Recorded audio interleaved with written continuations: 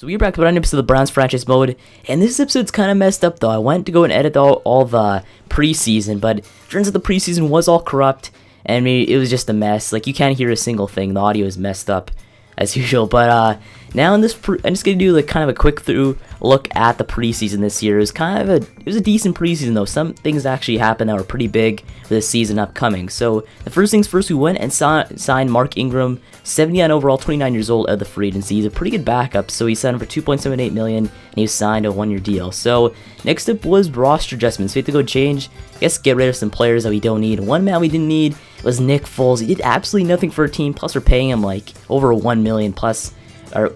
We only have like a $500K penalty if you go and release him. So we did that, release Nick Foles for $1.64 million in cap room to go and sign other players. So now we have Mark Ingram in the running back core. And our running back core is pretty solid right now. We do have Duke Johnson, Mark Ingram, and Isaiah Crowell, who are all great players in organization. But now, one thing about Crowell though is that we don't really need him. I think he'd do a lot better on a different team. Plus, he's 26 years old. He's 77 overall. He's young. He'd do a lot better on a team that actually needs him. Plus, I mean, I don't want to go and hold him for his entire career. There's a great future ahead of him. I don't want to hold him as a backup because he could easily be a starter on a different team. So we went and just looked at some other players we need to get rid of, like Derek Pyle. We did end up signing in the free agency. Derek Pyle, a great wide receiver that I think he'd do a lot better. He'd do a lot better if we give him some progression on the practice squad. So Derek Pyle's now on the team, and our situation at tight end. So tight end, Green Beckham's a tight end, 84 overall. You might think, oh, well, what are you talking about? He's a great tight end. Green Beckham, if you look at him in game, his stats look good for a wide receiver, but his tight end stats are just bad. His run block is like 49. It's not good. So we went and brought up Scott Urbik as our starting tight end for the season. 78 speed, 69 run block compared to Green Beckham's 49 run block. Just a huge, tremendous difference in that one. So we went and brought up Urbik as our starting tight end for this season.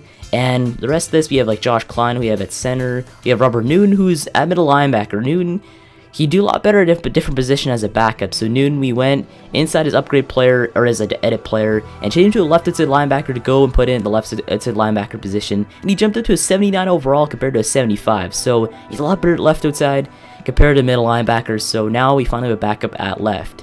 But now it comes up to the next thing, which is cornerbacks. You have Ben Harden on there, 66 overall. And then we do have a strong safety of Evaldo Buck. He's a 76 overall. He's pretty good though. I like his potential at strong safety, especially when Will Hill does eventually retire or he regresses so bad that Buck is forced to be the starter. So Buck, be great this season. He's got quick potential there for development, so you gotta love that too. So he'll get good in due time. But now next up is our kicking situation. So we have Gordon Chung at kicker. We signed in the free agency after this draft, who is pretty good though. He's 71 overall. He may look like crap right now, but look at his stats. So 95 kick power, 90 accuracy. This man is a legend at kicker. Once we go and upgrade his awareness, this man is going to be like a 76, 77 overall kicker easily. But now another situation is at kicker. We have Gordon Rayola, our backup kicker we signed last year from the Patriots practice squad. He's got 80 kick power, 89 kick accuracy. He's not as good as Gordon Chung, so we're not going to hold on to him basically. We're going to probably release him at the end of the free agency. But or not free agency, at the end of the preseason. So our first game was against the Eagles, and we ended up losing big, 30-10 in that game. Our team performed awful, and Nick Foles actually turned out to be picked up by the Eagles once again. He played against us, scored a touchdown and 55 yards passing for 97.5 passing rating. But Carson Wentz, 142 two touchdowns on that game. We went and put in Cole Vickers at starter just for this game, or basically started for the second half, because we really didn't want to get Keeper Pop injured. So Vickers didn't really play well, 90 yards and a touchdown interception. And when it comes to running the football, though, we have Smallwood, 86 and a touchdown, Duke Johnson, 39, and nothing else on that one. Mark Ingram, 26 on 7 attempts, too. But when it comes to the defense, though, we do have Robert Newton at left, 6 tackles, is nothing else, but he had a pretty good game, though, and same with Eli Apple, 9 tackles, and Emory Youngblood, 11 tackles. So great game at Emory and Eli, plus Kwan Williams had 6 tackles and half a sack. So Kwan, even though he's a backup, he seems like he'd be pretty good though for a season. like at backup. But now, next up is kicking situation, and one man we ended up releasing though was Travis Coons. He got picked up by the Eagles and scored a field goal 42 yards deep, so Coons and Foles got picked up by our team, by the Eagles, so the Eagles really want to go after us. But now next up is our second game of the preseason was against the Broncos. We lost 14-10, close game there. Paxton Lynch, 1 touchdown. After getting that, I believe they won the Super Bowl last year, so Paxton Lynch is a Super Bowl champion at starter with Denver, even though they don't have Peyton Manning. But now next up is Joe Callahan, threw 3 interceptions for the Broncos, 137 passing, and that's about it. But next up is a running game. Isaiah Crowell had 58 on the ground on 16 attempts, 3.6 per carry. Duke had 48 on 9 attempts, and that Mark Ingram had 16 on 4 attempts and a fumble. And the next up is defense. We have Alec Goffrey at 6 tackles and a sack in that game. And the rest, we have like Quan Williams at 3 tackles and interception. So Quan playing very good in this preseason.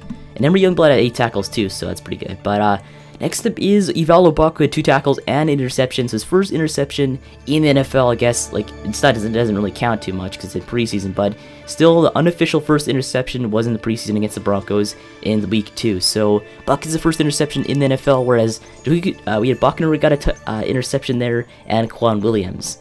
So next up was our big decision, was basically cutting players on this roster. So looked at some of the players. Player we could probably cut though is Kamani Callaway. So Callaway, we have too many running backs. He's 70 overall, 25 years old. He's a little bit too old for our liking, so you have to probably cut him in that one.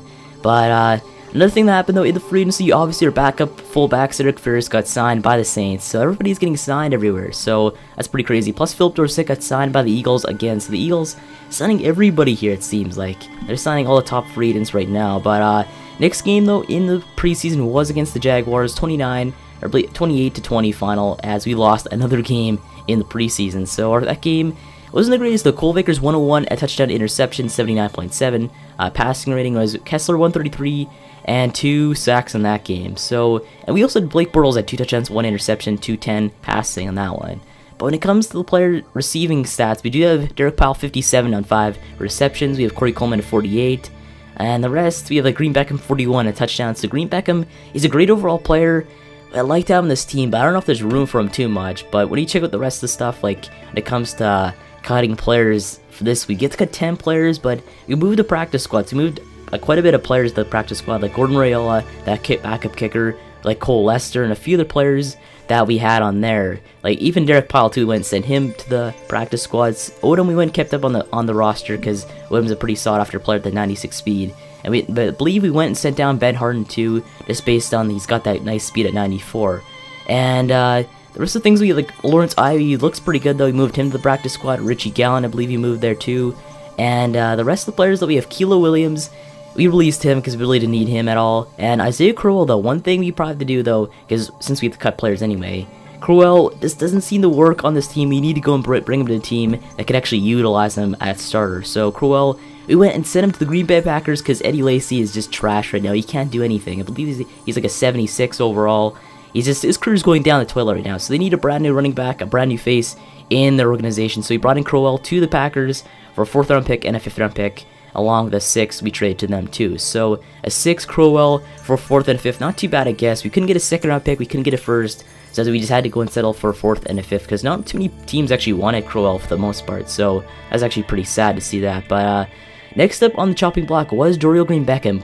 Green Beckham, he's 80 overall at wide receiver. He's a great wide receiver if you look at his stats. But the thing about Green Beckham is that we don't, like, I have guys in mind that I want to go and take over at a much less salary. Green Beckham's making over $4 million. Way too much for our salary cap situation right now. So Green Beckham, even though I really love him as a player, we don't really need him at this point. Plus, we have guys like Malcolm Gilmore, we have Roland Marmarosa, Corey Coleman, Kenny Stills, that speed.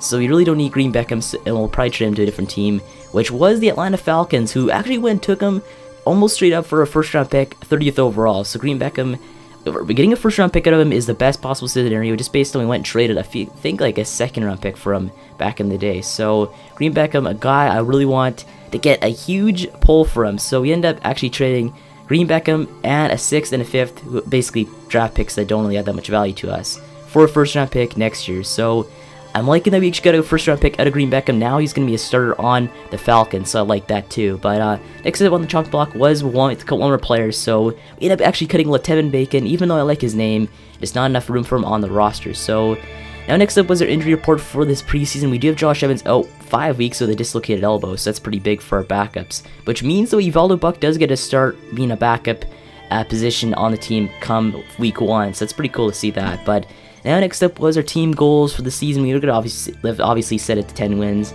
We usually end up winning 9 or 10 games, so it's a pretty good estimate for what we're going to win next year. And next thing up though was progression throughout the preseason. We do have Scott Urbik 76 overall. He definitely jumped up a bit there due to his awareness getting upgraded there. And that's basically our team though for this preseason. So anyway, guess I'm going to start off here. Make sure to subscribe for more Browns Fresh as well. And thanks for watching. We'll see you in the next one.